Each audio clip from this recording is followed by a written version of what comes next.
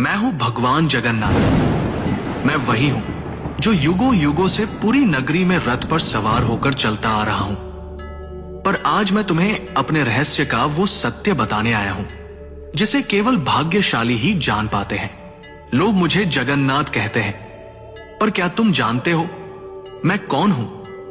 मैं वही हूं जो द्वारका में श्री कृष्ण था, वही जिसने अर्जुन को गीता सुनाई, वही जिसने राधा के प्रेम को साक्षात ईश्वरत्व में बदल दिया, वही जिसने अधर्म के सामने धर्म को विजयी बनाया।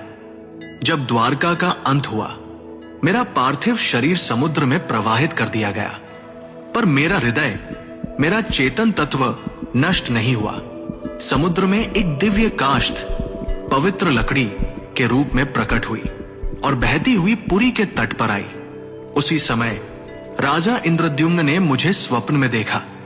हे राजन, ये कोई साधारण लकड़ी नहीं, ये मेरा शरीर है, इससे मेरा विग्रह बनवाओ। राजा ने आदेश दिया।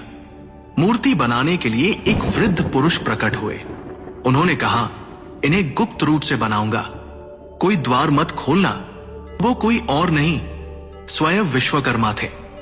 जब मूर्तियां बन रही थी, रानी की चिंता बढ़ी। द्वार खुलवाया गया। मूर्तियां अधूरी थी।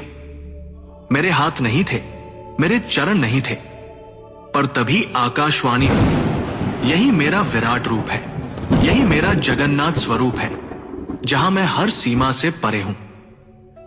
जो मूर्ति नहीं, चेतना है, जो धर्म का रक्षक है। राजा ने मेरे उस दिव्य हृदय को मूर्ति में प्रतिष्ठित किया। वो हृदय जो श्री कृष्ण रूपी मेरी चेतना का केंद्र था, वो आज भी मेरी मूर्ति में वास करता है। हर 12 से 19 वर्षों में जब मेरी मूर्तियां बदली जाती हैं, उस हृदय को गुप्त रूप से नव विग्रह में स्थापित किया जाता है। कोई उसे देख नहीं सकता, कोई उसका वर्णन नहीं कर सकता, क्योंकि वो हृदय भौतिक नहीं, दिव्य है। मैं वही हूं जो कृष्ण है, विष्णु है, और फिर भी सबसे परे है। मेरी आंखें गोल हैं, क्योंकि मैं हर दिशा में देखता हूं।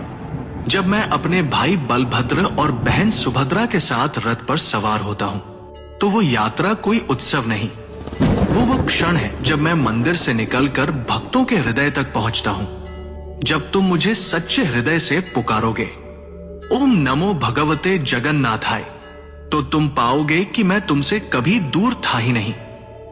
मैं वही था तुम्हारे भीतर, तुम्हारी चेतना में।